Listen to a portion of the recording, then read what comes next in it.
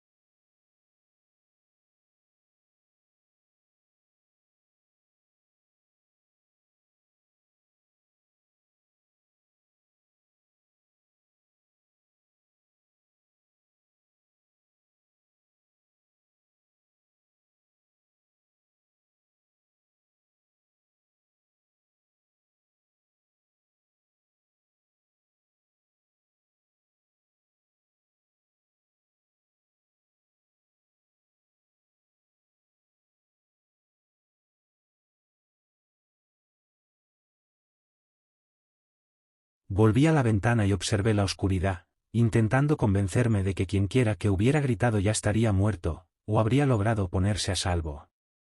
En cualquiera de los dos casos, poco podía hacer desde aquí más que esperar a que los profesionales se encargaran de la situación. Pasaron otros 20 minutos, y luego otros más. El silencio del bosque se sentía ahora denso, como si presionara sobre mí, obligándome a mirar por encima del hombro una y otra vez. Había trabajado decenas de turnos nocturnos sin sentirme así de inquieto, pero había algo distinto en esta noche.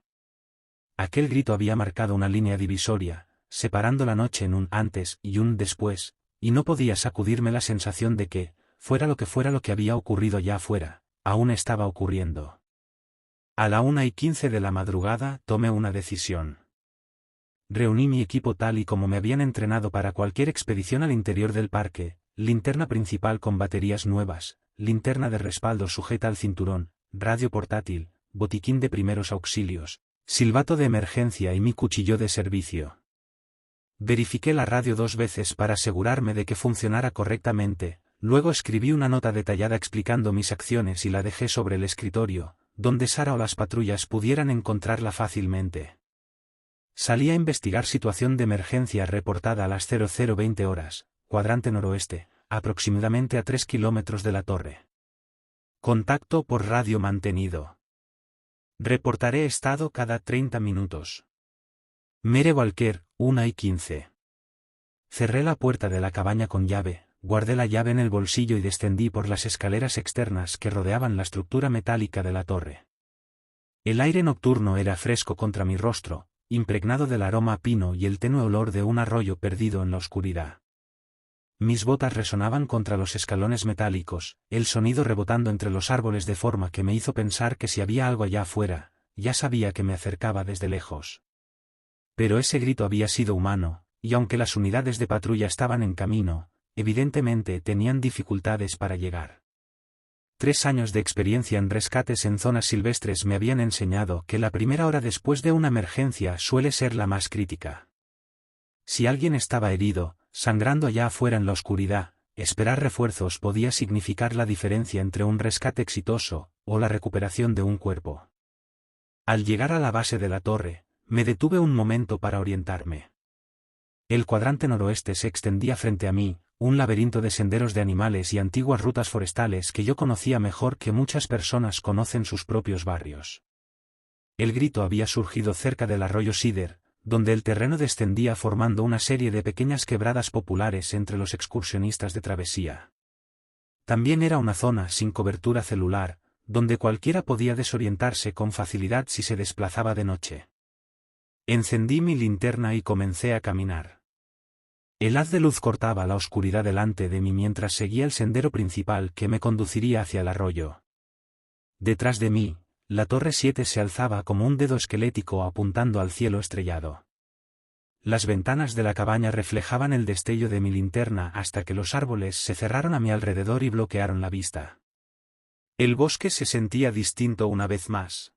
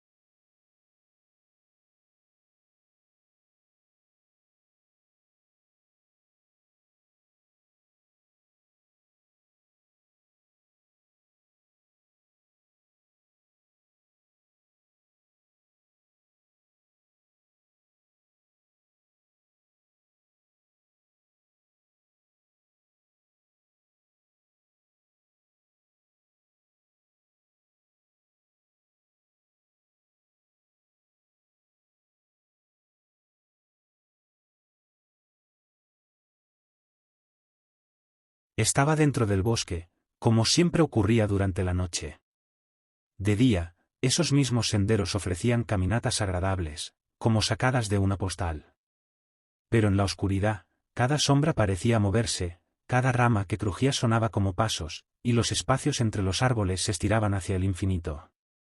Había hecho muchas caminatas nocturnas durante mi entrenamiento y en mis primeros años como guardabosques, pero nunca llegaban a sentirse del todo cómodas. La oscuridad nivelaba el terreno entre los humanos y todo lo demás que vivía en este lugar. Avancé con paso constante durante 15 minutos, siguiendo el sendero que se curvaba entre los pinos Lodgepole y cruzaba una serie de pequeños claros donde la luz de la luna bastaba para orientarse sin linterna.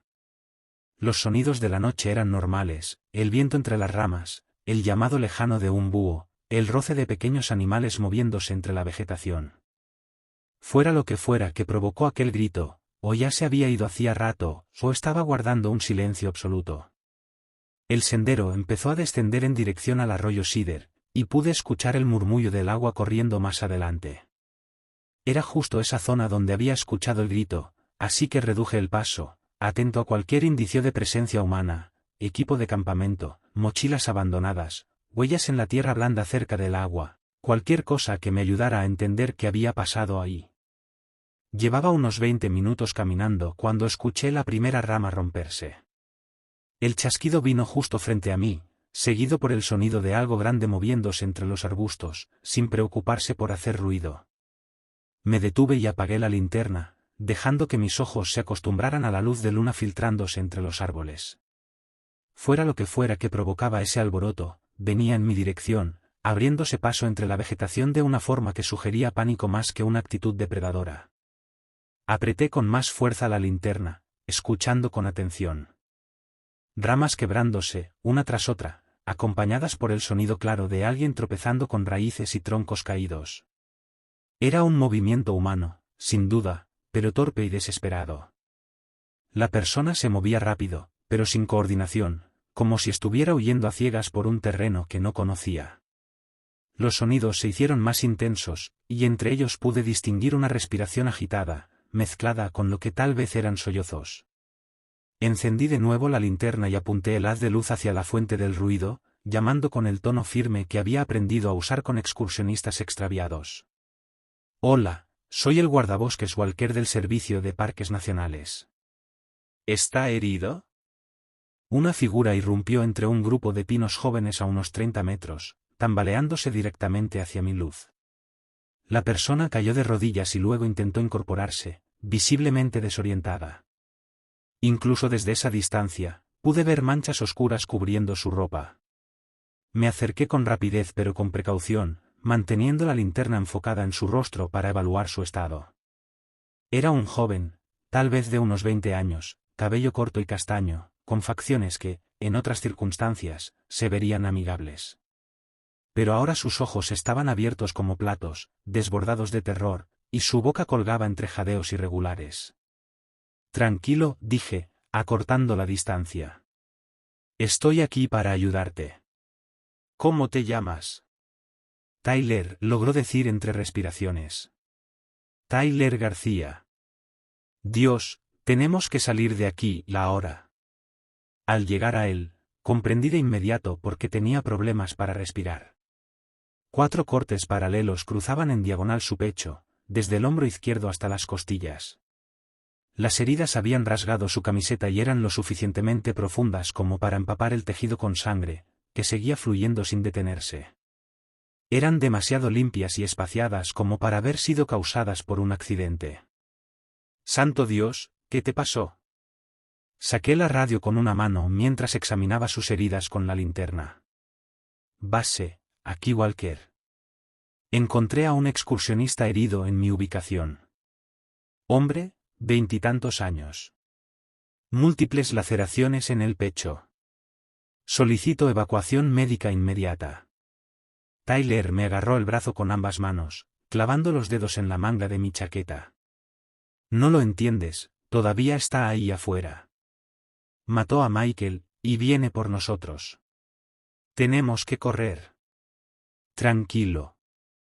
¿Quién es Michael? ¿Qué sigue ahí fuera? Intenté mantener la calma mientras evaluaba su estado general. Le faltaba un zapato, el calcetín estaba rasgado y ensangrentado. Tenía arañazos por los brazos y el rostro, señal de que había atravesado el bosque a la carrera. Estaba en shock, probablemente con hipotermia, y perdiendo sangre a un ritmo preocupante. Mi hermano, dijo Tyler, la voz rota. Estábamos acampando junto al arroyo, y esa cosa apareció de la nada. Agarró a Michael y... Dios, los sonidos que hizo, intenté ayudarlo, pero era demasiado fuerte, demasiado rápido, corrí, pero me ha estado siguiendo, está jugando conmigo. La voz de Sara crujió por la radio. Walker, la evacuación médica tardará al menos 90 minutos en llegar a tu posición. ¿Puedes mover al herido a un punto de extracción más cercano? Tyler escuchó la transmisión y negó con fuerza, desesperado. ¿90 minutos? Estaremos muertos en 90 minutos. Esa cosa nos está cazando. Sabe exactamente dónde estamos. Miré a mi alrededor, al bosque oscuro que nos rodeaba, intentando asimilar lo que Tyler me estaba diciendo. Los ataques de animales no eran comunes, pero tampoco imposibles en esta parte de Yellowstone. A veces, los pumas se acercaban a los campamentos, y también había habido incidentes con osos grizzly a lo largo de los años. Pero las heridas en el pecho de Tyler eran demasiado precisas, demasiado deliberadas. Y su relato sobre algo que los cazaba no se parecía al comportamiento de ningún depredador conocido.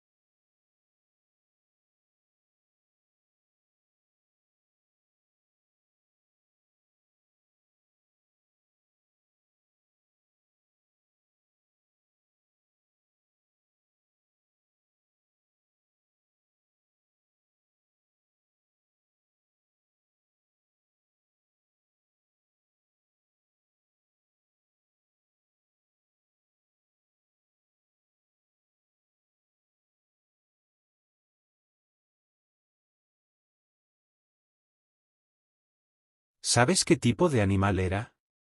Pregunté mientras lo ayudaba a recostarse contra el tronco de un árbol, intentando quitar presión de su pierna herida. ¿Un oso? ¿Un puma? No era un animal, dijo Tyler, bajando la voz hasta un susurro. Era alto, quizá 2 metros. Delgado, como si no hubiera comido en meses. Pero se movía mal, como si tuviera las articulaciones en lugares equivocados. ¿Y su rostro? Se quedó en silencio, mirando fijamente a la oscuridad detrás de mí. Seguí su mirada, pero no vi nada más que las sombras habituales entre los árboles. Tyler, estás en estado de shock. A veces, cuando una persona ha sufrido un trauma, no recuerda con claridad. Lo más importante ahora es darte atención médica, y luego. Un estruendo cortó la noche detrás de Tyler. Algo grande había golpeado un tronco con tanta fuerza que las ramas temblaron. Tyler se giró de inmediato, perdió el equilibrio y cayó sobre mí. Lo sujeté con un brazo mientras al mismo tiempo giraba la linterna hacia el sonido. Nos encontró, susurró. Dios mío, nos encontró. Otro estruendo, esta vez más cerca, seguido del inconfundible crujido de madera astillándose. Lo que fuera que estaba haciendo ese ruido se acercaba con intención clara, sin molestarse en ocultarse. Podía oír ramas partiéndose a un ritmo constante, como si algo grande avanzara en línea recta a través de la maleza. Tyler intentó incorporarse, el pánico dándole una ráfaga de energía. Tenemos que correr. Mató a Michael y va a matarnos también. Tienes que creerme. Los sonidos eran cada vez más cercanos, acompañados ahora por un ruido bajo que podría haber sido respiración, pero era demasiado profundo, demasiado rítmico para provenir de cualquier animal que yo conociera. Tomé una decisión basada en mis 3 años de experiencia en entornos salvajes, y en el terror absoluto que escuchaba en la voz de Tyler. Está bien. Vamos a movernos. ¿Puedes caminar? Creo que sí. Me giré hacia el sendero, pero en ese mismo instante algo enorme irrumpió entre los árboles detrás de Tyler. En la fracción de segundo antes de que todo se desmoronara, el haz de mi linterna captó un destello de piel pálida tensada sobre un cuerpo descomunalmente alto. Aquella cosa se movía con una fluidez que desafiaba la física, cubriendo la distancia entre los árboles y Tyler en menos tiempo del que debería haberle tomado. Tyler abrió la boca para gritar, pero el sonido se cortó en seco cuando algo lo arrastró hacia la oscuridad, fuera del alcance de mi luz. El silencio que siguió duró apenas 2 latidos, antes de que comenzaran otros sonidos que mi mente intentó racionalizar como ramas cayendo un animal alimentándose, pero que mis entrañas sabían que eran otra cosa. Primero vino el ruido húmedo de algo desgarrándose, seguido por el crujido claro de huesos partiéndose bajo presión. Tyler emitió un último sonido, un jadeo ahogado que se transformó en algo que jamás había oído salir de una voz humana, y luego, nada. Solo los ruidos de destrucción ocurriendo justo fuera del alcance de mi linterna. Me quedé completamente inmóvil, cada músculo congelado, mientras mi mente intentaba procesar lo que acababa de pasar. Tyler había estado a mi lado, hablándome sobre su hermano muerto, pidiéndome ayuda. Ahora ya no estaba. Había sido arrastrado por algo que se movía demasiado rápido para verlo con claridad. El sonido cesó. El bosque quedó completamente en silencio, salvo por mi respiración, que parecía ensordecedora en medio de la quietud repentina. Me di cuenta de que aún sostenía la radio en una mano y la linterna en la otra, ambas apuntando al espacio vacío donde Tyler había estado de pie apenas 30 segundos antes. Mis instintos de supervivencia lograron finalmente imponerse al estado de shock. Apagué la linterna y me quedé en la oscuridad, escuchando con atención cualquier sonido que me indicara hacia dónde se había ido aquello. Nada. Pero podía sentirlo allá afuera, observándome, justo más allá del límite de la percepción. Di un paso hacia atrás, con extremo cuidado. Luego otro, asegurándome de no pisar una rama ni golpear ninguna piedra. El sendero de regreso a la Torre 7 se extendía detrás de mí, 2 kilómetros de bosque oscuro, pero era mi única oportunidad. Fuera lo que fuese lo que había tomado a Tyler, aún podía estar cazando.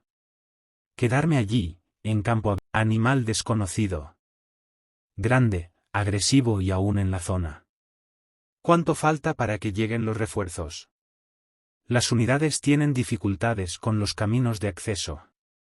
Tiempo estimado de llegada, aproximadamente 2 horas.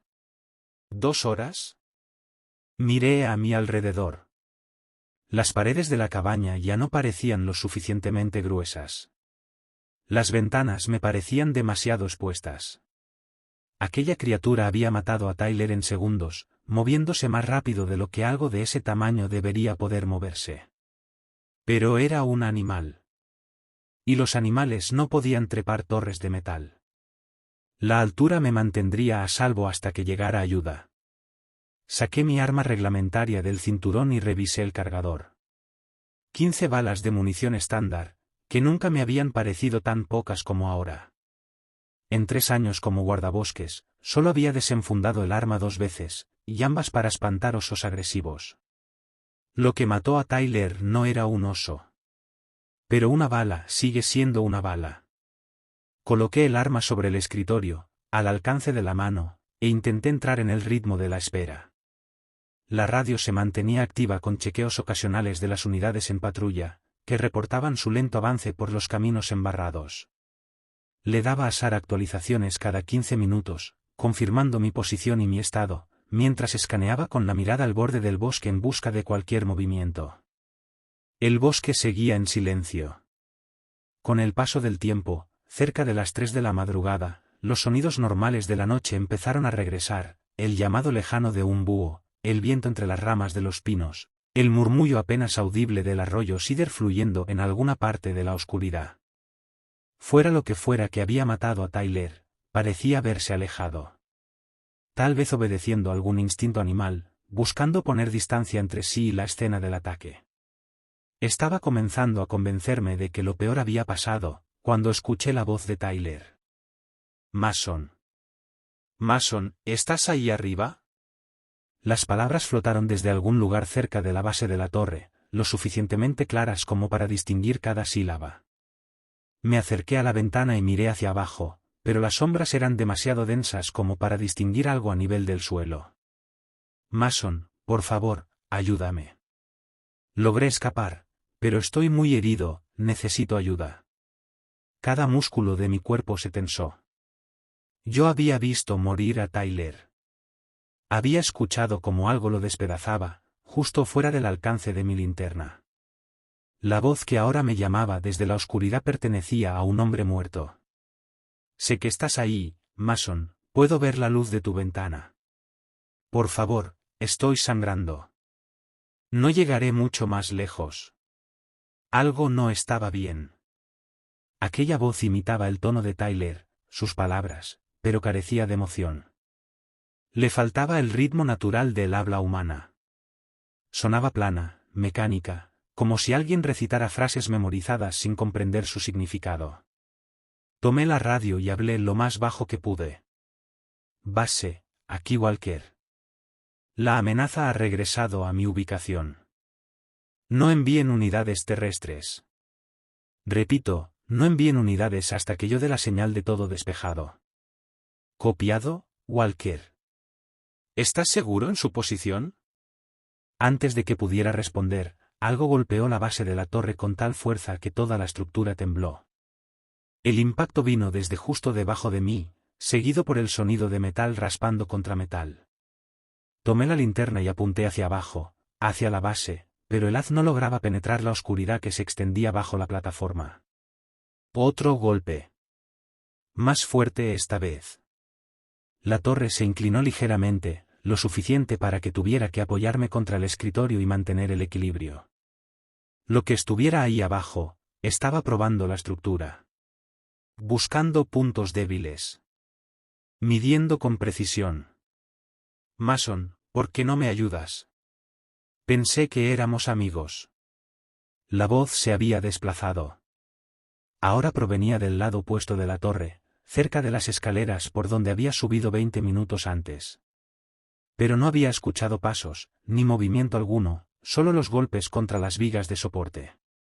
Un nuevo sonido emergió, el chillido metálico de una estructura cediendo bajo una fuerza tremenda. Uno de los refuerzos cruzados de la torre estaba siendo torcido más allá de su límite. El acero crujía mientras algo lo deformaba con una potencia imposible. Sentí el suelo inclinarse ligeramente hacia la izquierda. La estructura comenzaba a fallar. Aquella cosa no intentaba simplemente subir hasta mí, y estaba derribando toda la torre. Agarré mi mochila y la radio, metí la linterna y el botiquín en su interior, sin soltar el arma reglamentaria en mi otra mano. La torre volvió a temblar, y escuché el chasquido distintivo de una viga principal comenzando a partirse. Toda la estructura colapsaría en cuestión de minutos, arrastrándome con ella si no encontraba otra salida.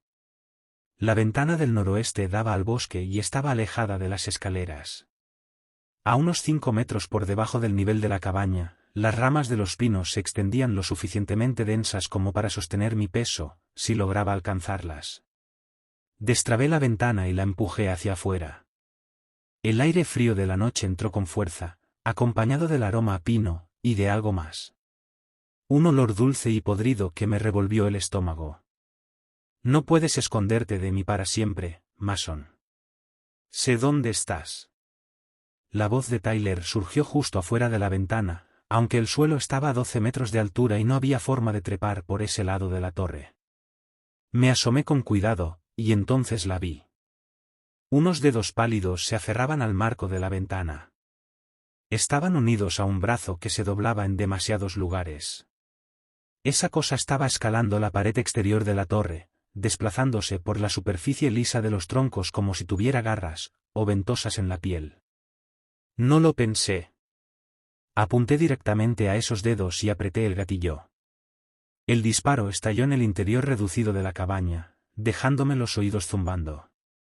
La mano pálida se apartó bruscamente, y escuché como algo grande se estrellaba contra las ramas de los árboles al caer. Un líquido negro, espeso como aceite de motor, salpicó el marco donde habían estado los dedos. Guardé el arma y trepé por la ventana sin mirar hacia abajo, confiando en que la rama gruesa de pino resistiría mi peso. Se dobló bajo mis pies, pero aguantó. La corteza áspera raspaba mi chaqueta mientras avanzaba hacia el tronco, moviéndome tan rápido como me atrevía, atento a cualquier sonido de persecución a mis espaldas. La torre estalló detrás de mí con un estruendo de madera rota y cristales estallando.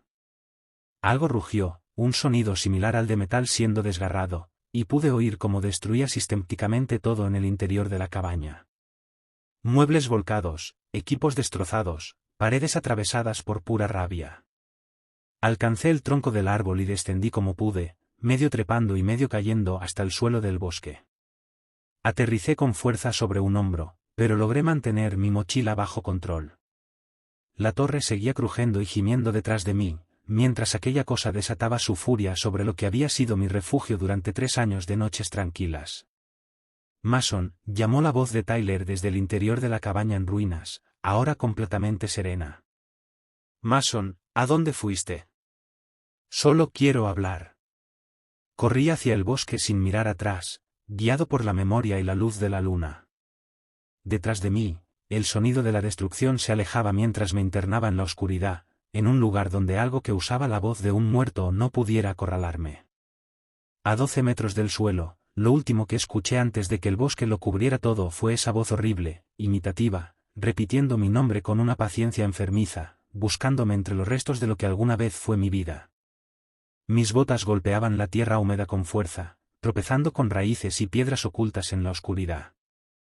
Sentía que llevaba horas moviéndome, siguiendo antiguos caminos de animales y viejas rutas forestales por pura memoria e instinto.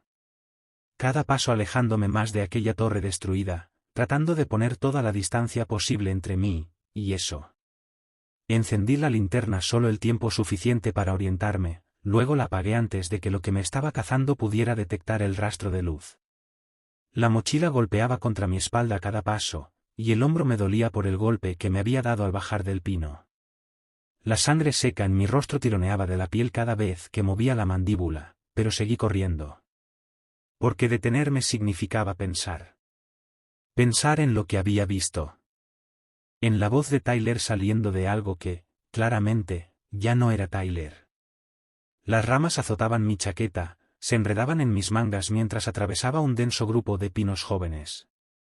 El bosque se extendía interminable en todas direcciones. Kilómetros y kilómetros de naturaleza salvaje que, durante mis años en la torre, había sentido como una barrera de protección, pero que ahora parecía un laberinto diseñado para atraparme junto a lo que me seguía. Había perdido toda noción del rumbo. Solo me concentraba en avanzar, en mantenerme en movimiento hasta que el amanecer trajera ayuda, o hasta que la fatiga me obligara a detenerme. Mis piernas empezaron a temblar después de lo que calculo fue el 4.º kilómetro. El impulso que me había mantenido en pie desde el derrumbe de la torre comenzaba a desvanecerse, dejando a la vista la dura realidad. Llevaba horas corriendo cuesta arriba, en terreno hostil, durante casi toda la noche. Mi respiración se volvió áspera, cortada, y sonaba demasiado fuerte en el silencio del bosque. Mi visión se volvió borrosa por los bordes justo antes de que tropezara y cayera en un pequeño claro. La luz de la luna se filtraba a través de un hueco entre los árboles, lo suficiente para distinguir troncos caídos y rocas dispersas. Mi rodilla izquierda cedió sin previo aviso, y choqué de lleno contra el tronco de un enorme abeto Douglas.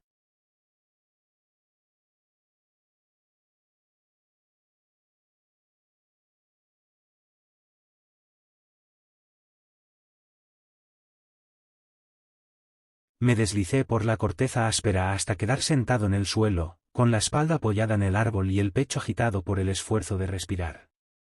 El bosque que rodeaba el claro estaba completamente en silencio.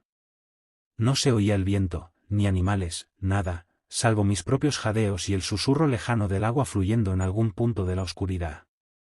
Busqué la radio y presioné el botón con los dedos temblorosos. Base, aquí Walker. Estoy aproximadamente a 10 kilómetros al noreste de la Torre 7. Aún en movimiento, pero necesito refuerzos inmediatos. Solo obtuve estática como respuesta. Volví a intentarlo, ajustando la frecuencia, pero nada, solo el zumbido electrónico. O estaba demasiado lejos de la antena principal, o algo estaba interfiriendo con la señal. De cualquier manera, estaba solo, al menos hasta que lograra alcanzar un punto elevado o acercarme a alguna de las estaciones repetidoras del sector. Cerré los ojos y me concentré en controlar la respiración. Intenté ignorar cómo cada sombra parecía moverse cuando no las miraba directamente. Aquella criatura había destruido mi torre y me había perseguido durante kilómetros, pero seguía siendo un animal. Los animales se cansan, pierden interés, buscan presas más fáciles. Solo tenía que permanecer oculto hasta que amaneciera, hasta que los equipos de búsqueda llegaran y la luz del día hiciera que todo esto fuera más fácil de rastrear. Fue entonces cuando lo oí, moviéndose entre los árboles. Los sonidos venían desde múltiples direcciones al mismo tiempo. Ramas rompiéndose a mi izquierda. Pasos que rodeaban el claro por detrás. El susurro de algo grande abriéndose paso entre los arbustos. Pero el movimiento era extraño, demasiado coordinado, demasiado intencional. Fuera lo que fuera, estaba tomándose su tiempo. Quería que supiera que se acercaba. Mason. La voz de Tyler cruzó el claro, proveniente de algún punto cerca del borde del bosque. Tenía el mismo tono plano, sin emoción, que había escuchado afuera de la torre, pero ahora noté algo más. Un matiz húmedo y rasposo, como si hablara con la boca llena de sangre. ¿Por qué te escondes de mí, Mason? Pensé que íbamos a ayudarnos. Saqué el arma reglamentaria y traté de localizar la voz, pero parecía venir de un lugar distinto cada vez. Primero al frente, luego a mi izquierda, y después desde algún punto detrás de mí, lugares que simplemente no podía haber alcanzado sin que yo lo oyera moverse. Estoy herido, Mason, necesito un amigo que me ayude a volver a casa. La voz se acercaba. Lentamente. Con la paciencia enfermiza de algo que sabía que su presa ya no tenía salida. Me pegué con más fuerza al tronco del árbol e intenté controlar la respiración, pero cada músculo de mi cuerpo estaba rígido, y mantener el silencio se volvió casi imposible. Algo emergió de entre los árboles y dio un paso hacia la luz de la luna, justo al borde del claro. Por un instante, mi mente trató de procesar lo que veía, parecía Tyler. Misma estatura, complexión similar, el mismo cabello castaño. Pero entonces los detalles comenzaron a encajar, y entendí por qué cada instinto en mí gritaba que corriera. Aquella cosa, que estaba a unos 10 metros de distancia, vestía a Tyler como si su cuerpo fuese un disfraz mal ajustado, estirando sus rasgos sobre una estructura que no era humana. Medía casi 2 metros, pero esa altura provenía de extremidades que habían sido alargadas más allá de cualquier proporción humana. Los brazos colgaban por debajo de las rodillas, unidos a unos hombros demasiado estrechos y colocados demasiado altos. Las piernas se doblaban en varios puntos, dándole una postura que lo mantenía siempre equilibrado sobre las puntas de los pies, como si pudiera lanzarse hacia mí en cualquier momento. Lo peor era la piel. El rostro de Tyler estaba estirado sobre un cráneo de forma incorrecta, creando una mueca permanente que dividía su cara de oreja a oreja. La boca era demasiado ancha, llena de dientes que comenzaban siendo normales al frente, pero se volvían más afilados hacia el fondo, formando hileras de puntas que brillaban bajo la luna como vidrio roto. Los ojos, eran los de Tyler. Pero reflejaban la luz como los de un animal, y no parpadeaban jamás. Ahí estás, dijo con la voz de Tyler, aunque las palabras salían distorsionadas por esa sonrisa monstruosa. Te he estado buscando por todas partes. La criatura comenzó a caminar hacia mí con un movimiento fluido, ignorando cualquier limitación física. Sus brazos oscilaban como péndulos y su cabeza se inclinaba en un ángulo que habría roto el cuello de cualquier ser humano. Cada paso era completamente silencioso. Sus pies no hacían el menor ruido sobre el suelo del bosque. Levanté el arma con ambas manos, intentando mantener la puntería mientras mi cuerpo entero temblaba. Aléjate. No te acerques más. La cosa se detuvo a 5 metros y ladeó la cabeza hacia el otro lado, estudiándome con esos ojos fijos, brillantes, inhumanos. No necesitas esa arma, Mason. Soy tu amigo, Tyler, ¿recuerdas? Nos conocimos esta noche, cuando me ayudaste con mis heridas. Señaló su pecho con uno de sus brazos descomunalmente largos, mostrando la tela rasgada en el mismo sitio donde había visto las heridas de Tyler. Pero bajo la camisa rota, la piel era pálida y lisa, sin marcas, estirada sobre unas costillas que sobresalían en ángulos afilados. Tú no eres Tyler, dije, sorprendido por lo firme que salió mi voz. Tyler está muerto. La sonrisa se ensanchó aún más, deformando los rasgos robados hasta casi romperlos. La idea de muerte es tan limitada, ¿no te parece? Tyler y yo nos hemos vuelto muy cercanos. Ahora compartimos muchas cosas. La criatura dio otro paso hacia mí, levantando una mano con dedos demasiado largos, con demasiadas articulaciones. Las uñas se habían transformado en garras curvas, lo bastante afiladas como para cortar músculo y hueso sin esfuerzo. ¿No quieres ser mi amigo también, Mason? ¿No quieres compartir lo que Tyler y yo compartimos? El disparo retumbó en el claro como un trueno, rebotando entre los árboles y dejándome los oídos zumbando. La criatura giró bruscamente cuando un líquido negro brotó de su hombro izquierdo, salpicando el suelo iluminado por la luna. El silencio se apoderó del bosque. Solo quedaba el zumbido en mis oídos, y el tintineo de los casquillos vacíos cayendo al suelo. El guardabosques mantuvo su rifle apuntando al lugar por donde la criatura había desaparecido durante varios segundos. Luego bajó el arma lentamente y se volvió hacia mí. ¿Estás herido?, preguntó con la voz firme de alguien acostumbrado a tomar el control en medio de una crisis. Enfundé mi arma reglamentaria e intenté incorporarme. Las piernas me temblaban aún por el agotamiento y la descarga de adrenalina. Nada grave, dije, respirando con dificultad. ¿Y tú? Estoy bien. Me llamo Louis Johnson. Se acercó y me tendió la mano, ayudándome a ponerme de pie. Sujeta y firme, como la de alguien acostumbrado a estar en control.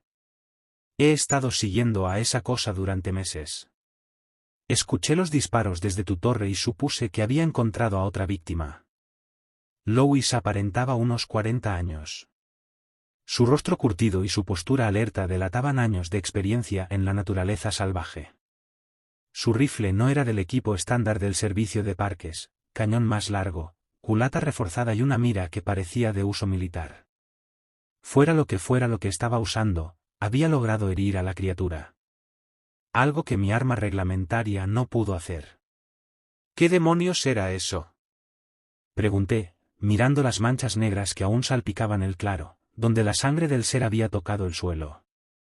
Louis se colgó el rifle al hombro y revisó su reloj. Algo que no debería existir, pero existe de todos modos. Tenemos que sacarte de aquí antes de que decida volver, o traer compañía. Señaló hacia el borde oriental del claro. A lo lejos, entre los árboles, distinguí lo que podría haber sido un sendero descendente. Mi camioneta está a unos 3 kilómetros de aquí. ¿Crees poder caminar o tengo que cargarte?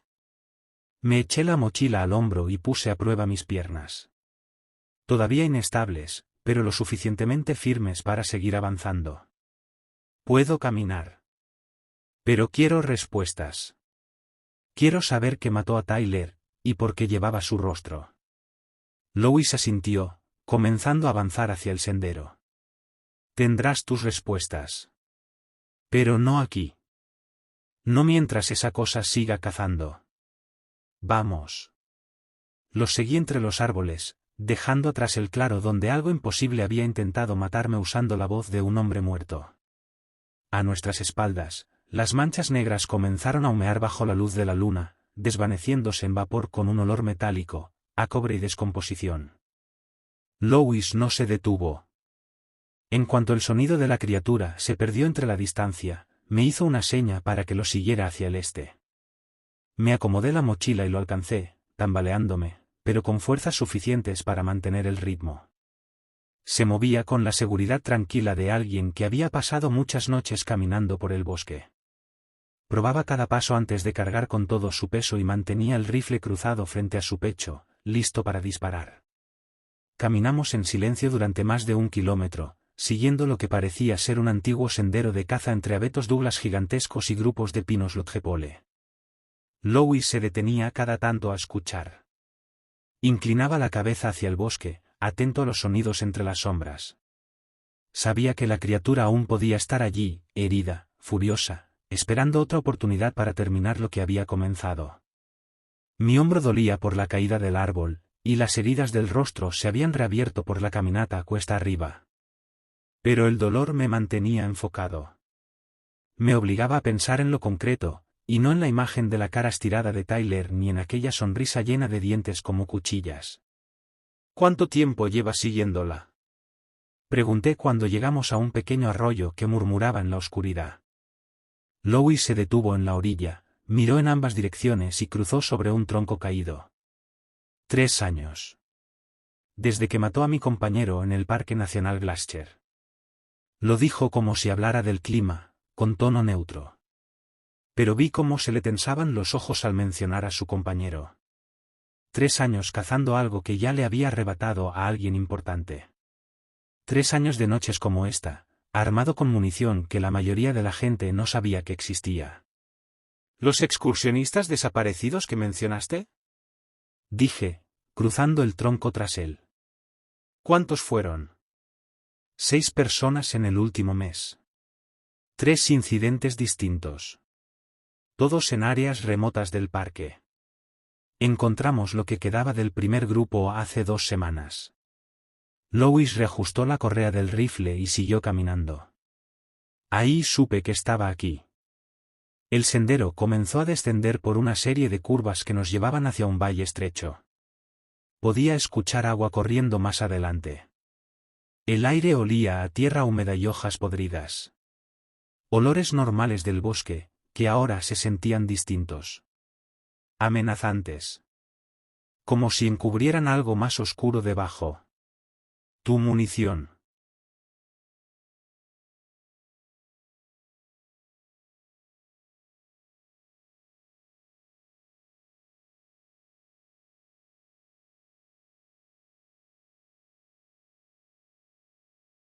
Tu munición, dije. De verdad le hizo daño. Mi arma ni siquiera logró ralentizarlo. Louis metió la mano en su chaqueta y sacó un cartucho de latón, sosteniéndolo a la luz de la luna para que pudiera verlo bien. A simple vista, parecía munición estándar de rifle, pero el color del metal era ligeramente distinto y presentaba grabados extraños alrededor de la base. Carga personalizada. Nos tomó 2 años desarrollarla. Algo que pudiera penetrar su piel y causarle daño real. Volvió a guardar el cartucho en el bolsillo y siguió caminando. Aún así, no basta para matarlo. Solo lo hiere lo suficiente como para hacerlo retroceder y repensar su estrategia. Caminamos durante otros 20 minutos hasta que vi la luz entre los árboles. Louis había dejado su camioneta estacionada en lo que parecía una vieja carretera de mantenimiento, de esas rutas olvidadas que el parque usaba en el pasado para transportar equipos, antes de construir caminos mejores. El vehículo era una Ford F-250 modificada, con defensa reforzada y neumáticos sobredimensionados, diseñada específicamente para atravesar terreno agreste. Louis abrió la puerta del copiloto y esperó a que subiera. Luego aseguró su rifle en un soporte montado detrás de los asientos. El interior del vehículo estaba más limpio de lo que imaginaba. No había equipo acumulado ni papeles esparcidos, como suele haber en los vehículos de los guardabosques. Todo estaba organizado con precisión. No era un transporte de patrulla común. Era una herramienta, afinada para un propósito muy específico. El hospital está a unos 40 minutos de aquí, dijo Louis, encendiendo el motor. Tienen que revisar esas heridas. Y probablemente estés deshidratado. La camioneta se incorporó a la carretera de mantenimiento con un ronroneo suave, los faros cortando la oscuridad del camino. Louis conducía con cuidado pero con seguridad, como alguien que conocía esa ruta de memoria. Me recosté en el asiento, intentando procesar todo lo que había ocurrido desde el momento en que escuché el grito de Tyler desde la torre. Esa cosa, dije. ¿Qué es exactamente? Louis permaneció en silencio un largo rato. sus manos firmes sobre el volante mientras cruzábamos una serie de baches llenos de agua y lodo. No lo sabemos con certeza. El investigador de nuestro equipo tiene teorías, pero nada concluyente.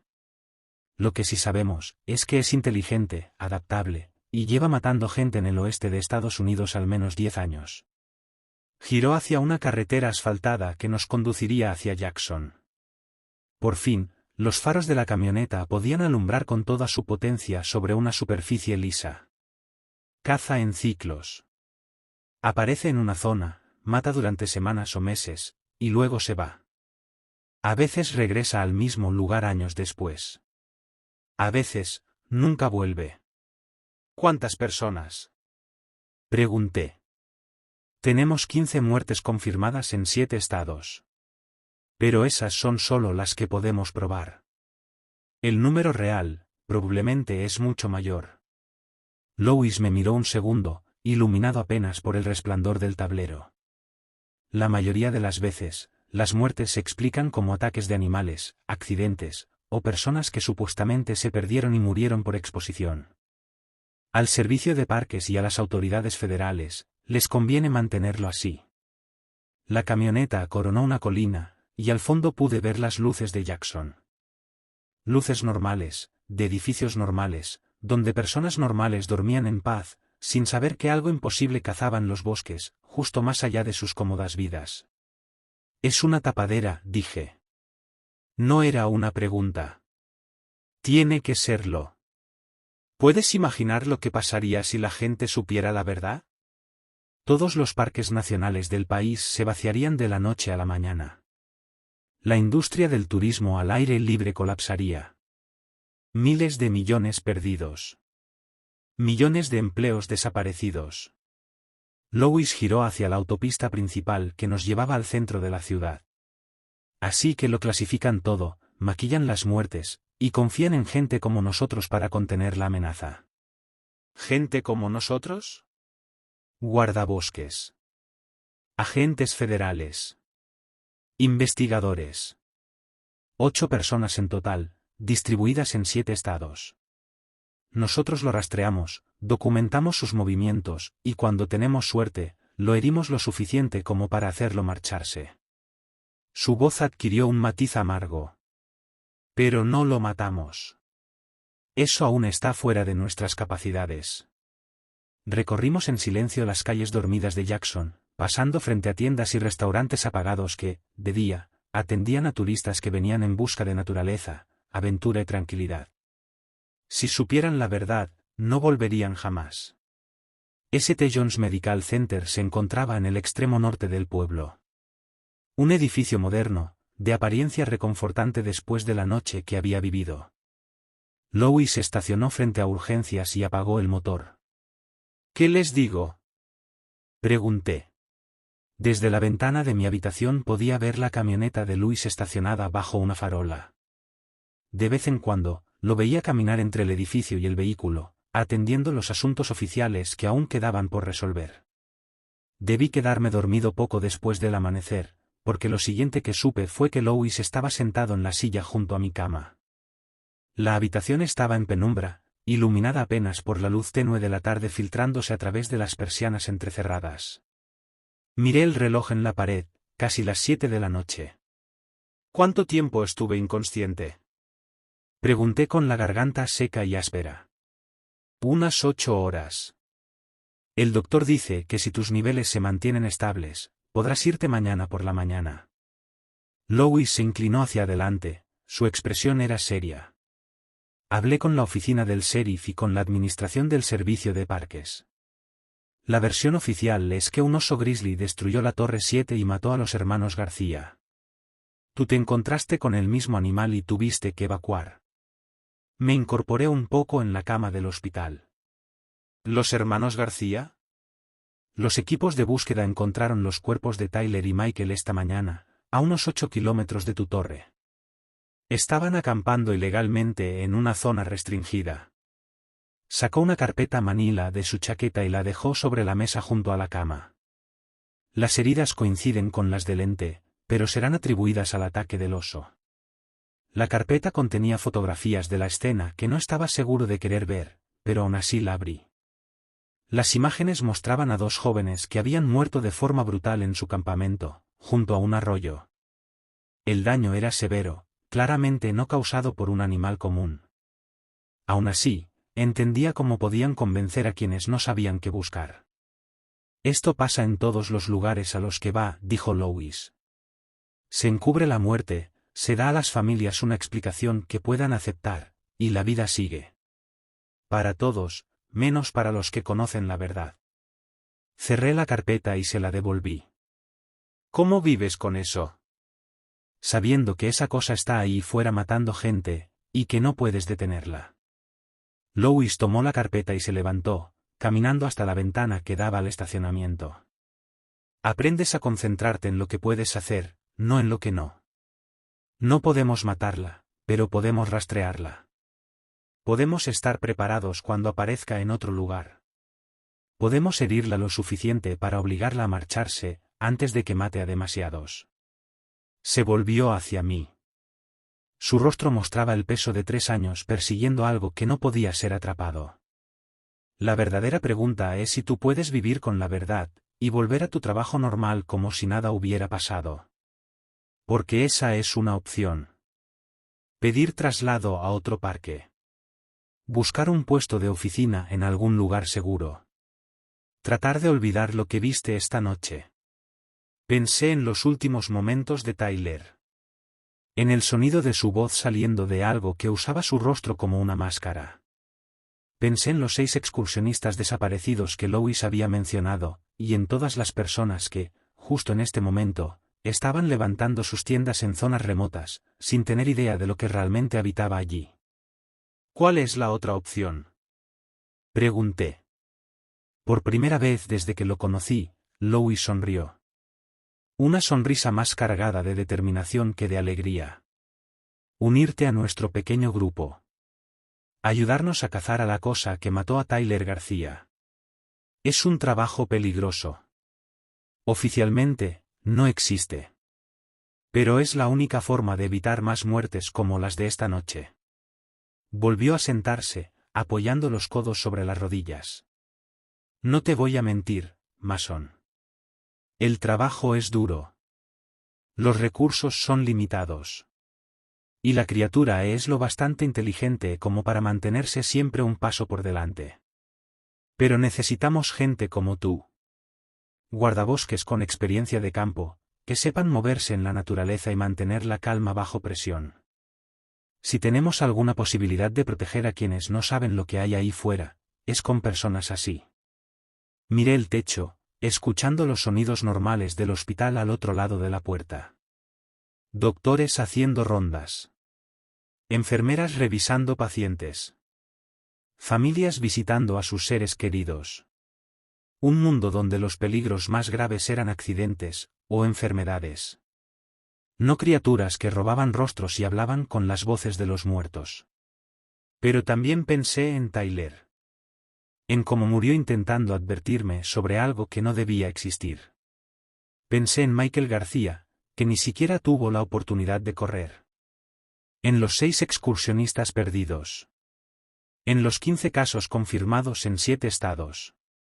Y en todas las muertes encubiertas durante más de una década. ¿La criatura? Pregunté. ¿Sigue ahí fuera? Sí. Herida, pero viva. Probablemente se traslade a otra zona para curarse, y luego volverá a cazar. Lois se levantó y se dirigió hacia la puerta. Voy a dejarte descansar. Piensa en lo que hablamos. Mañana conversaremos.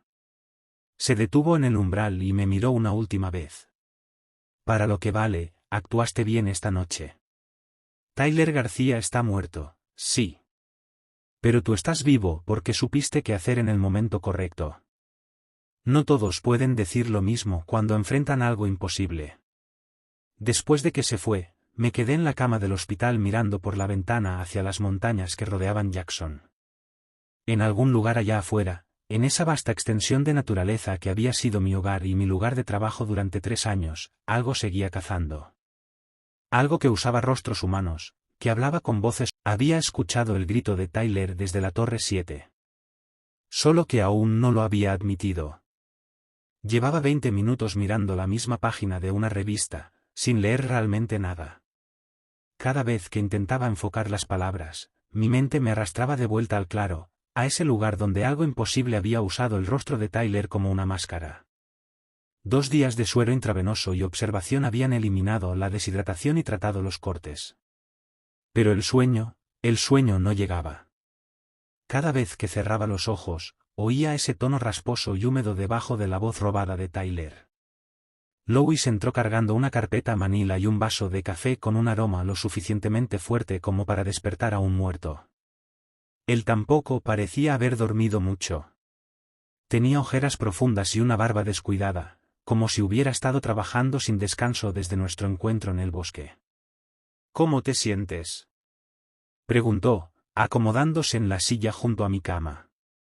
Como si me hubiera atropellado un camión, y luego me persiguiera algo que no debería existir. Dejé la revista a un lado y lo observé mientras colocaba la carpeta sobre la mesa junto a la cama. Por favor, dime que traes buenas noticias. Lois abrió la carpeta y sacó un montón de fotografías, tratándolas con ese cuidado preciso que tienen los que ya han visto demasiadas escenas del crimen. Los equipos de búsqueda encontraron esta mañana a los hermanos García. El campamento estaba a unos 8 kilómetros al noroeste de tu torre, justo a la orilla de Cedar Creek, donde escuchaste el primer grito. Me entregó la primera fotografía, y tuve que obligarme a mirarla con atención. Tyler y Michael García habían muerto en un campamento bien establecido, con un anillo para fogatas y un área despejada para dormir, lo que sugería que llevaban allí varios días. Su tienda estaba destrozada. El equipo, esparcido en un radio de más de 6 metros, como si una bomba hubiera explotado en medio de su campamento. La segunda imagen mostraba los cuerpos. Y entendí de inmediato por qué Lois había dudado en enseñármelas. Ambos hermanos presentaban heridas quirúrgicas por lo precisas. Cortes largos y paralelos, tan profundos que en algunas zonas dejaban ver el hueso. La simetría era demasiado perfecta. Los ángulos, demasiado calculados para ser obra de un animal.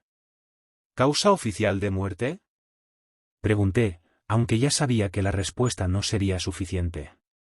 Ataque de oso grizzly. Macho adulto. Estimación de peso, entre 180 y 225 kilos. Lois sacó otra fotografía. Mostraba marcas de garras en el tronco de un árbol cercano. La oficina del sheriff encontró huellas, excrementos, y pelos atrapados en unas ramas rotas. Todo encaja con la teoría. Observé con más atención los daños en el árbol. Las marcas eran profundas, sí, y espaciadas como las que dejaría un oso grande. Pero había algo en ese patrón que no encajaba. Las garras estaban demasiado parejas. Como si alguien hubiera medido la distancia entre cada arañazo. La criatura colocó las pruebas, dije. Esa es nuestra teoría. Es lo bastante inteligente como para entender cómo los humanos investigamos una escena, y lleva años perfeccionando su capacidad para encubrir sus ataques. Lois ordenó las fotografías en secuencia, guiándose por los números de evidencia impresos en cada una. No es la primera vez que encontramos rastros falsos de osos en uno de sus sitios de ataque. Las implicaciones me golpearon como agua helada. Una criatura capaz de imitar voces humanas y usar rostros humanos ya era lo bastante aterradora.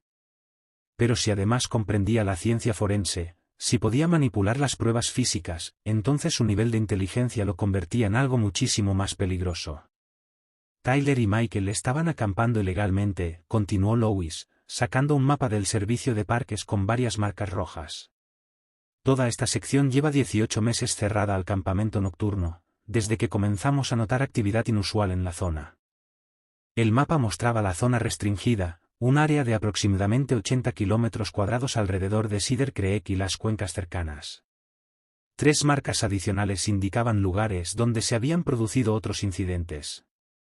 Las ubicaciones formaban un triángulo, con el campamento de Tyler y Michael justo en el centro. ¿Otras desapariciones?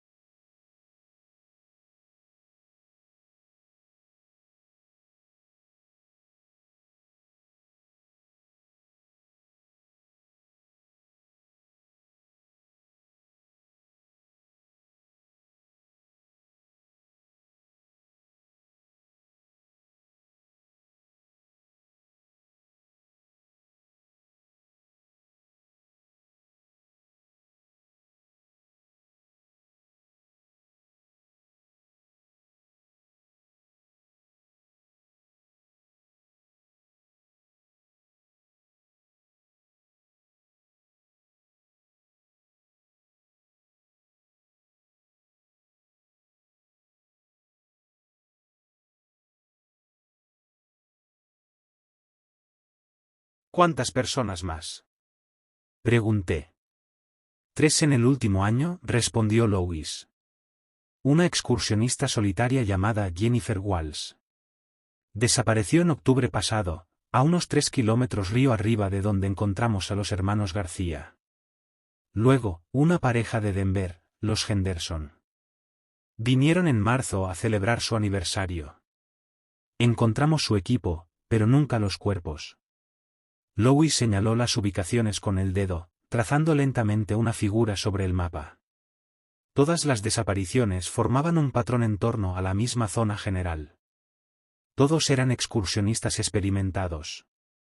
Gente que conocía los riesgos y seguía los protocolos de seguridad al pie de la letra. Pensé en los últimos momentos de Tyler, en cómo la criatura lo había seguido durante kilómetros antes de arrinconarlo en aquel claro. La idea de que había estado cazando en esta región durante más de un año, eligiendo víctimas solitarias y dejando solo las pruebas necesarias para sostener historias plausibles, me heló la sangre. ¿Desde cuándo ocurre esto? Pregunté. No solo aquí, en todos lados. Louis cerró el mapa y se recostó en la silla, luciendo exhausto, desgastado. Llevamos una década rastreando muertes confirmadas, pero hay reportes que encajan con el patrón desde mucho antes. La criatura caza por ciclos. Llega a un área, mata durante semanas o meses, y luego desaparece por completo. A veces regresa años después. A veces, nunca vuelve. Abrió otra sección de la carpeta y sacó una hoja resumen llena de ubicaciones, fechas y recuentos de víctimas. Los datos abarcaban 7 estados del oeste, desde Washington hasta Arizona. Los focos de actividad no seguían un patrón predecible. Tenemos 15 muertes confirmadas que podemos atribuir directamente a la criatura, dijo Louis. Pero esas son solo las que investigamos personalmente, o donde conseguimos pruebas imposibles de encubrir. El número real, probablemente sea 3 o 4 veces mayor. Recorrí con la mirada la lista de lugares y fechas. Reconocí varios parques nacionales y zonas silvestres donde había trabajado o acampado alguna vez. Lugares que hasta entonces me habían parecido seguros, familiares. Ahora sabía que algo predador había pasado por ellos, cazando a personas que solo buscaban paz y naturaleza.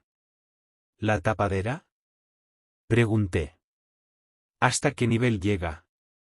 Lo suficientemente alto, respondió. Administración del Servicio de Parques, FBI, incluso un par de senadores de los comités correspondientes. La postura oficial es que si esto se hiciera público, provocaría pánico masivo y colapsaría por completo la industria del ecoturismo. Volvió a guardar la hoja resumen en la carpeta. Piénsalo. Si la gente supiera que algo así está cazando a campistas y excursionistas, los parques nacionales quedarían vacíos. Miles de millones perdidos en ingresos turísticos. Millones de empleos desaparecidos. Comunidades enteras que dependen del turismo al aire libre quedarían arrasadas. La lógica era cruel, pero difícil de refutar. La economía estadounidense había integrado tan profundamente la recreación al aire libre en su estructura, que admitir la existencia de un depredador como ese tendría consecuencias mucho mayores que la amenaza inmediata a la vida humana. Era más conveniente perder unas cuantas personas cada año, que desencadenar un colapso económico y social a gran escala. Entonces simplemente dejan que siga matando, dije en voz baja. Nos dejan a nosotros tratar de contenerlo, respondió Louis con amargura. 8 personas, distribuidas en 7 estados. Con recursos mínimos. Autoridad cuestionable. Los seguimos, documentamos su comportamiento y tratamos de estar en el lugar correcto cuando aparece. Su voz tenía un filo cortante, como quien ha luchado durante años contra un sistema indiferente. Cuando tenemos suerte, lo herimos lo suficiente como para que se retire antes de que el número de víctimas se dispare. Pensé en la munición que había usado en el claro. En cómo la criatura había reaccionado al ser alcanzada por algo más potente que balas estándar.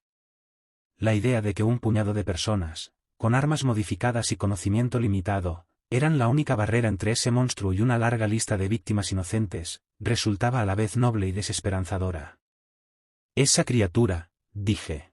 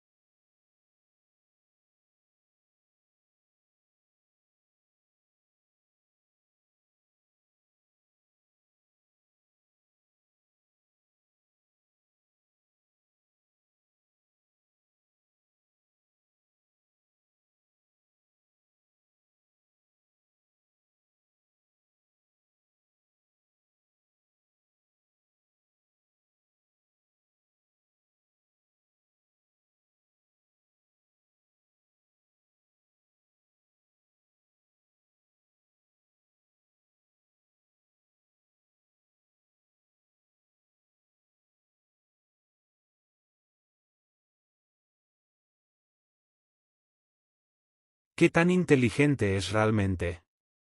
Pregunté. Luis guardó silencio por un momento, eligiendo con cuidado sus palabras. Lo suficiente como para mantenerse alejado de las zonas con mucha presencia policial. Nunca caza cerca de grandes ciudades ni en sitios turísticos muy concurridos, donde una desaparición llamaría demasiado la atención. Va tras personas solas o pequeños grupos, en áreas remotas, donde las muertes pueden parecer accidentes, o simple mala suerte. Señaló las fotografías de la escena del crimen. Entiende cómo investigamos las muertes. Sabe cómo dejar pistas que respalden otras explicaciones. Conoce lo suficiente del comportamiento humano como para imitar voces y gestos con precisión. Y aprende. Cada vez que usamos una nueva táctica o equipamiento, adapta sus métodos para esquivarlos.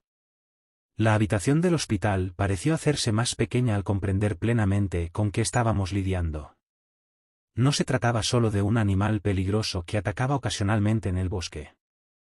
Era un depredador inteligente que había estudiado nuestra sociedad lo suficiente como para aprovechar nuestras debilidades, voltear nuestros métodos en nuestra contra y mantener un patrón de caza que podía continuar indefinidamente. Una enfermera tocó la puerta y entró para revisar mi vía intravenosa y mis signos vitales, recordándome que, fuera de esa conversación imposible, la vida seguía su curso. Me preguntó cómo me sentía, verificó los niveles de fluidos y me dijo que el doctor Martínez pasaría más tarde para las rondas nocturnas. Atención médica profesional, en un lugar limpio y bien iluminado, donde los mayores peligros eran una infección o un error en la medicación. Cuando salió, Luis recogió las fotos y cerró la carpeta. Voy a dejarte descansar. Mañana hablaremos de lo que viene. ¿Y qué viene ahora? Pregunté. Tienes decisiones que tomar. El servicio de parques te ofrecerá una transferencia si la quieres. Trabajo de oficina en Denver, quizás algo administrativo, lejos de los bosques, donde no tendrás que pensar en lo que viste. Se levantó y se dirigió hacia la puerta. Se detuvo en el umbral y me miró con una expresión mezcla de esperanza y resignación. De lo contrario, puedes unirte a nuestro pequeño grupo y ayudarnos a cazar a la cosa que mató a Tyler García. Como sea, nunca vas a poder olvidar lo que viste. La única pregunta es si prefieres vivir con ese conocimiento de forma pasiva, o hacer algo al respecto. Después de que se fue, me quedé acostado en la cama del hospital, mirando por la ventana hacia las montañas que rodeaban Jackson. Las cumbres se veían iguales que 3 días antes de que supiera de criaturas que usaban rostros humanos y conspiraciones gubernamentales que enterraban verdades inconvenientes. Pero ahora entendía que entre esas crestas y valles se ocultaba algo que llevaba más de una década cazando personas. Algo que podía estar en cualquier parte, en cualquier momento. Allá afuera, esa criatura estaba sanando de las heridas que Lois le había causado, probablemente ya planeando su próximo movimiento. Un nuevo territorio de caza donde víctimas desprevenidas la esperarían sin saberlo. Y en otro lugar, 8 personas con armas modificadas y recursos limitados intentaban rastrear a un depredador inteligente a través de millones de hectáreas de naturaleza salvaje. Una carrera contra el tiempo y la burocracia para evitar que el próximo Tyler García muriera solo en la oscuridad. La elección que Lois me había ofrecido, en realidad no era una elección. Ya había tomado mi decisión en el momento en que escuché el grito de Tyler desde la Torre 7. Solo que no lo había aceptado aún. Mañana le diría a Lois que estaba listo para unirme a la cacería. Listo para cambiar la ilusión de seguridad por el peso de la verdad. Porque hay conocimientos que, una vez adquiridos, no pueden ignorarse. Solo pueden afrontarse. Firmé el último formulario de alta con una letra que parecía más firme de lo que me sentía, la pluma deslizándose sobre el papel hospitalario que reducía 3 días de observación médica a una serie de casillas marcadas y firmas oficiales. El doctor Martínez me autorizó para tareas ligeras, con instrucciones de regresar si volvían los dolores de cabeza. La enfermera de la recepción me entregó una bolsa de plástico con la ropa que había llevado al hospital, desgarrada, manchada de sangre y con un tenue olor antiséptico. El servicio de parques me había asignado una vivienda temporal en un pequeño complejo a las afueras de Jackson, del tipo que usaban para trabajadores de temporada o guardabosques en transición. El apartamento era limpio y funcional, con muebles genéricos y una vista al estacionamiento, deliberadamente anodina. Dejé mi mochila sobre la cama individual y me quedé de pie en medio de la sala, rodeado de paredes color beige y electrodomésticos estándar que no pertenecían a nadie. Mi supervisor había llamado 2 veces mientras estuve en el hospital. Expresó sus condolencias por el incidente en la torre y mencionó una posible oportunidad de transferencia.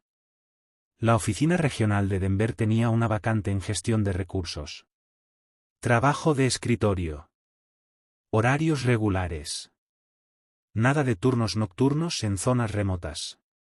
Un puesto seguro para alguien que había vivido una experiencia traumática con fauna salvaje. Fui a la pequeña cocina y abrí el refrigerador. Alguien había abastecido lo básico: leche, pan, carne para sándwiches, y un six-pack de cerveza. Un gesto que sugería que alguien entendía lo que necesitaba después de 3 días de suero y comida hospitalaria. Abrí una botella y me senté en el sofá, mirando el televisor apagado. El mayor problema durante mi estancia en St. John's había sido dormir.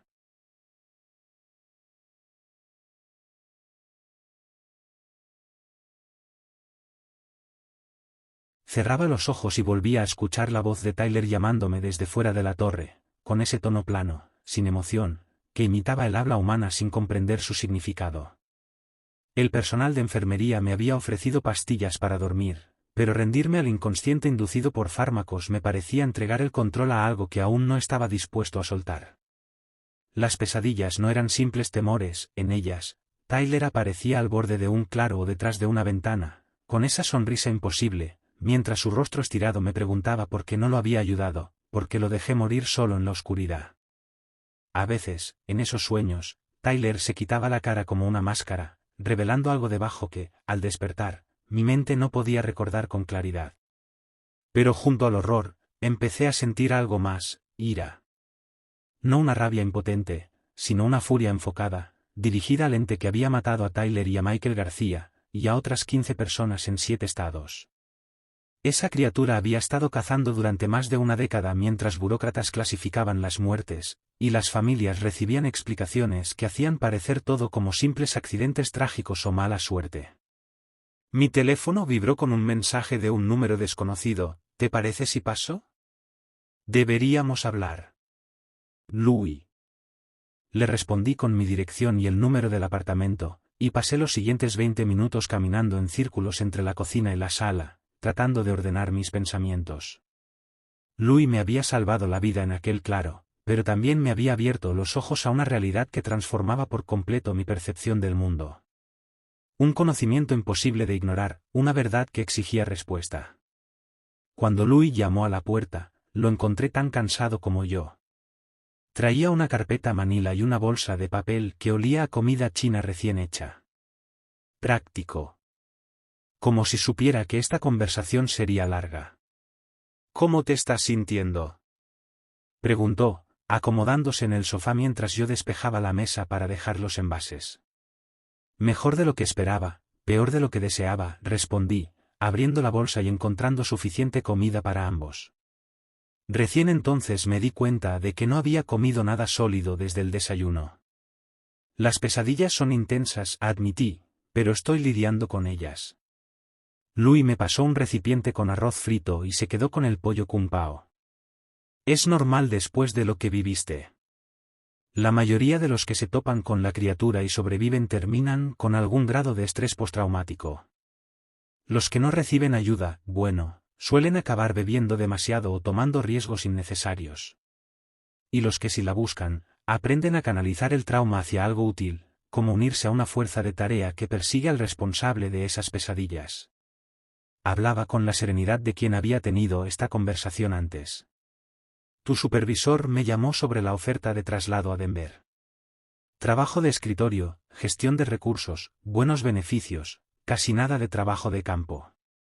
Comí en silencio unos minutos, pensando en luces fluorescentes, archivadores y juntas de presupuesto, alejadas de cualquier sitio remoto donde cosas imposibles cazaban a campistas.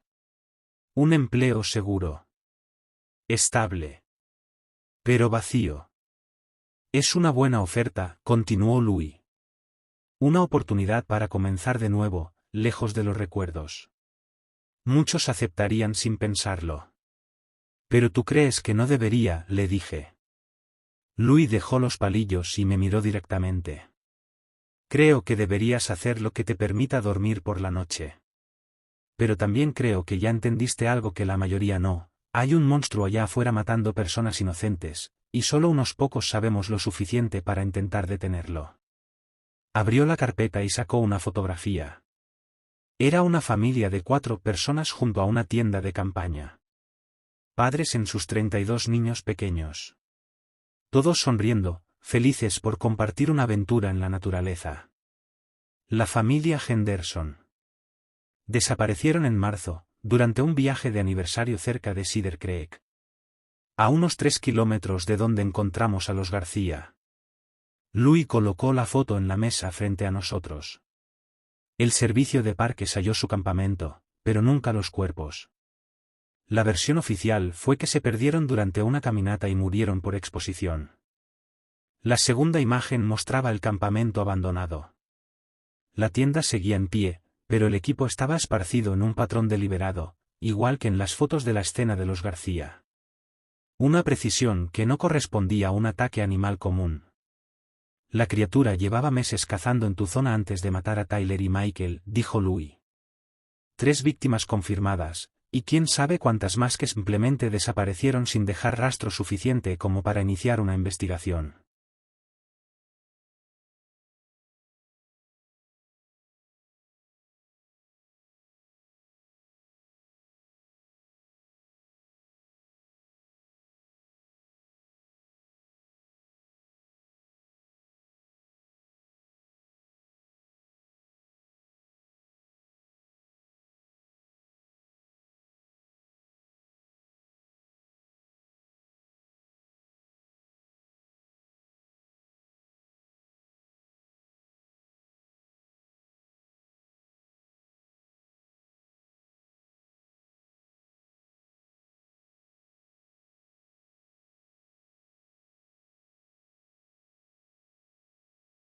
Observé detenidamente la fotografía de la familia, pensando en esos 2 niños que se habían ido de campamento con sus padres, y jamás regresaron a casa.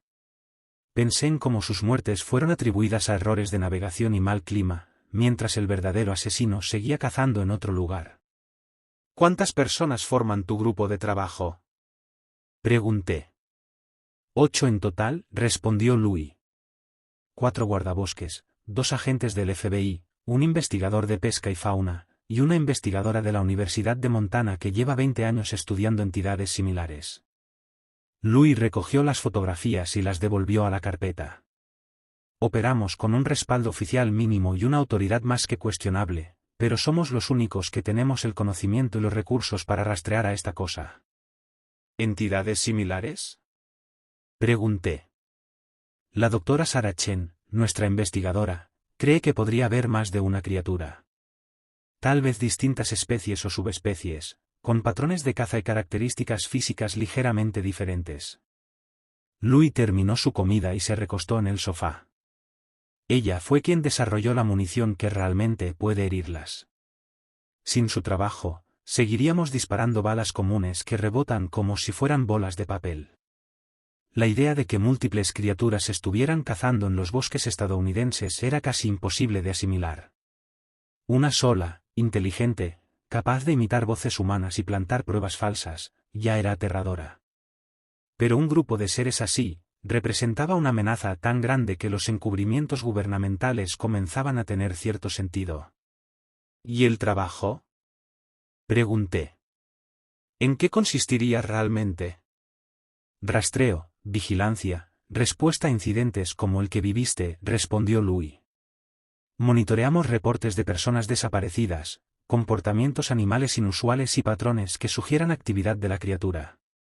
Se enderezó un poco, más serio.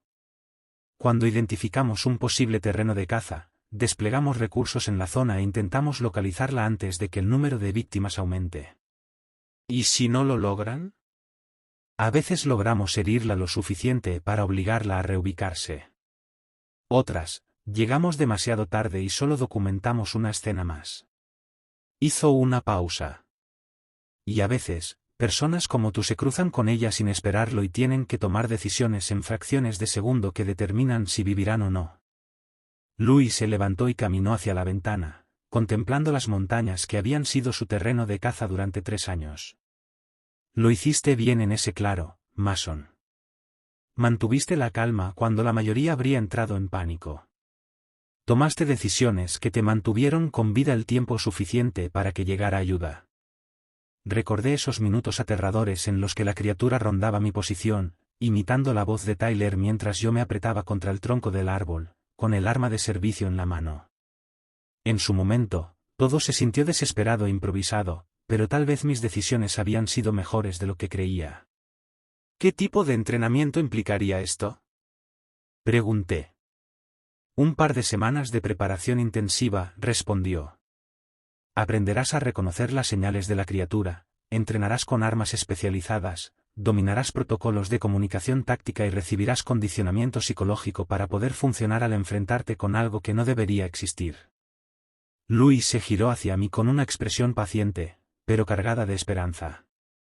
Es un trabajo peligroso y oficialmente clasificado, pero también es lo más importante que cualquiera de nosotros haya hecho. Porque nadie más conoce la verdad.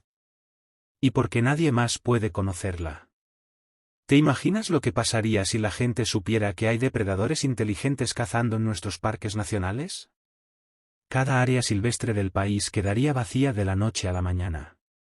Toda la industria de recreación al aire libre colapsaría, arrastrando millones de empleos y miles de millones en actividad económica. Louis volvió a sentarse en el sofá. Su voz llevaba el peso de años conviviendo con un conocimiento terrible. Así que hacemos el trabajo en silencio.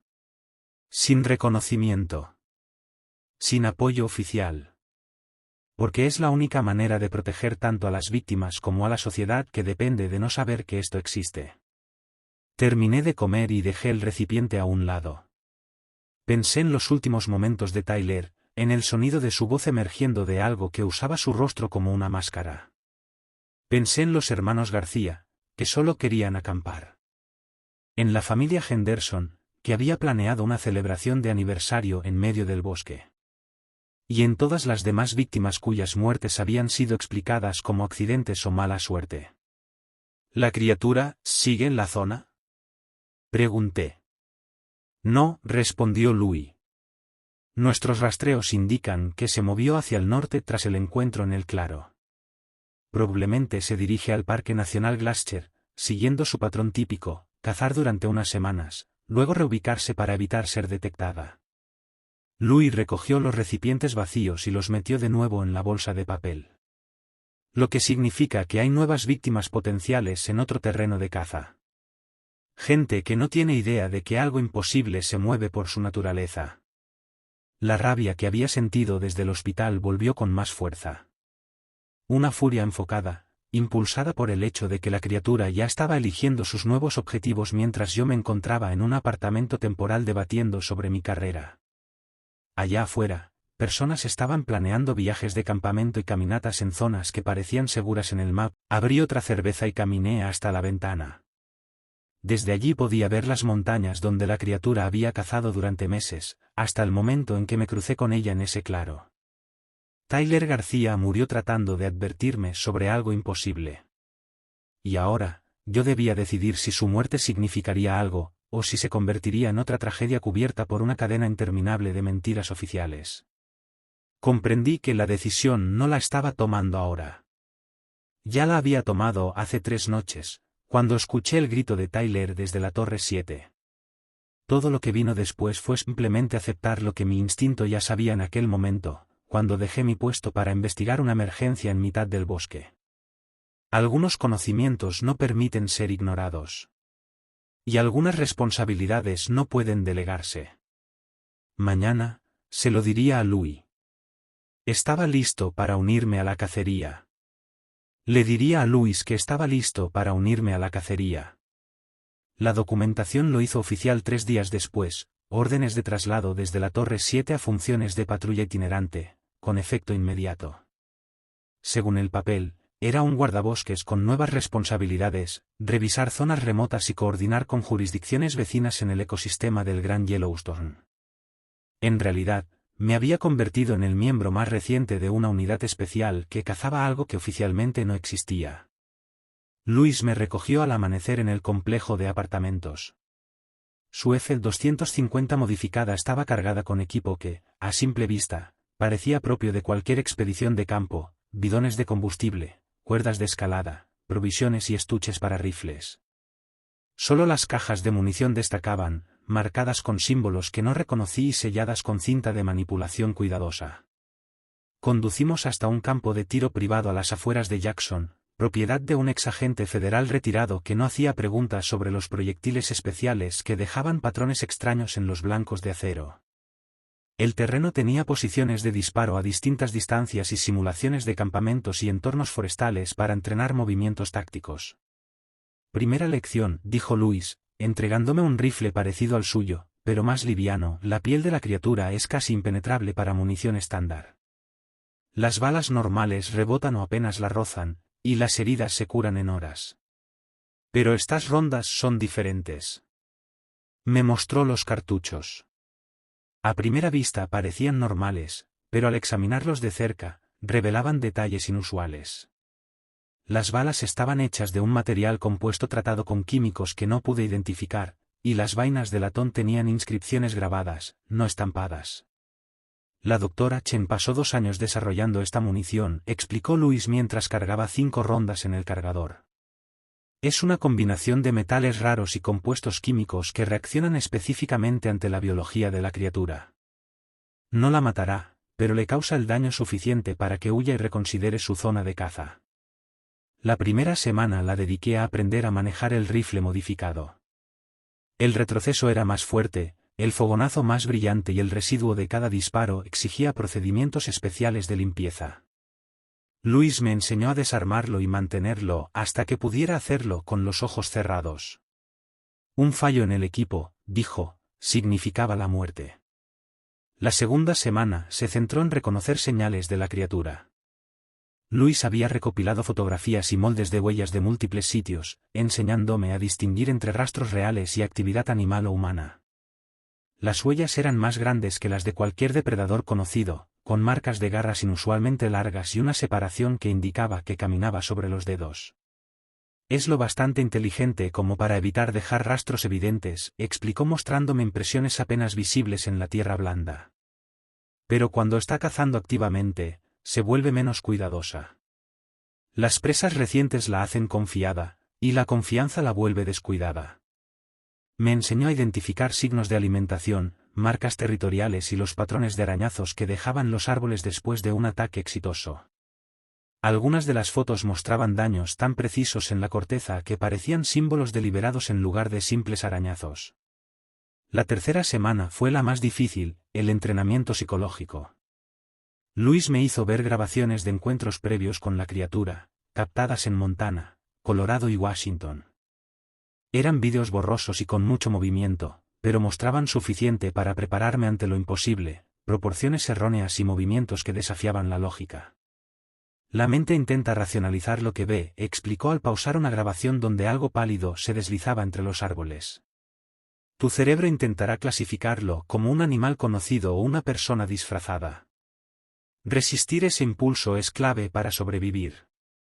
Me hizo practicar descripciones de la criatura hasta que pudiera detallarla sin vacilar: estatura, peso aproximado, rasgos distintivos, patrones de movimiento y comportamientos que pudieran anticipar su siguiente acción. También me sometió a ejercicios de estrés mientras reproducía grabaciones del mimetismo vocal de la criatura, enseñándome a ignorar el impacto emocional de escuchar palabras humanas pronunciadas por algo que no lo era. En la cuarta, tenías que estar dispuesto a cazar algo imposible mientras fingías que hacías inspecciones rutinarias del parque. El llamado llegó un jueves por la mañana, mientras limpiábamos rifles. La doctora Chen había detectado un patrón en el Parque Nacional Glacier que coincidía con el comportamiento de caza de la criatura: 3 personas desaparecidas en los últimos 10 días, todas excursionistas solitarios o grupos pequeños en zonas remotas. Se ha movido más rápido de lo esperado, dijo Luis revisando el mapa que Chen había enviado. Normalmente tarda 2 o 3 semanas en establecer un nuevo terreno de caza, pero ya está seleccionando objetivos en Glacier. Los desaparecidos incluían a un fotógrafo que documentaba fauna cerca de Hidden Lake, una pareja de Seattle que recorría el sendero de la divisoria continental, y un guía local que conocía la zona demasiado bien como para haberse perdido. Todos compartían los mismos patrones de víctimas anteriores, personas experimentadas que desaparecieron sin dejar rastro en zonas que deberían haber dominado. Salimos mañana, anunció Louis, plegando el mapa y revisando la lista de equipo. Conduciremos hasta West Glacier y comenzaremos a rastrear desde las últimas ubicaciones conocidas. Con suerte, podremos herirlo lo suficiente para que se mueva antes de que mate a alguien más. Esa noche cargué mi equipo en la camioneta de Louis, revisé el rifle modificado una última vez y aseguré la munición. El arma ya me resultaba familiar tras semanas de entrenamiento. Conocía sus capacidades y limitaciones, y estaba psicológicamente preparado para enfrentar algo que rompía todas las leyes naturales. El viaje a Glacier tomaría 6 horas, tiempo suficiente para repasar los reportes de inteligencia y planear la estrategia inicial. La doctora Chen había identificado 3 zonas trianguladas alrededor de Hidden Lake que sugerían que la criatura cazaba desde un punto central. Mientras Louis aseguraba el último de los implementos en la parte trasera del camión, sentí una mezcla de miedo y anticipación. Una sensación parecida a la que tuve la noche en que descendí de la Torre 7 tras escuchar el grito de Tyler. Pero esta vez, tenía el conocimiento y las herramientas necesarias para luchar. Además, tenía un compañero que llevaba 3 años cazando a esa cosa. ¿Listo?, preguntó Louis desde el asiento del conductor, poniendo en marcha el motor. Revisé una vez más mi bolso de equipo, asegurándome de que todo estuviera en orden y al alcance: rifle cargado, munición especial, radio y la preparación mental necesaria para enfrentar algo que usaba rostros humanos como máscaras. 4 semanas de entrenamiento me habían transformado de un sobreviviente traumatizado en alguien listo para cazar al monstruo que mató a Tyler García. «¿Listo?», respondí. Y lo decía en serio. La cacería estaba por comenzar.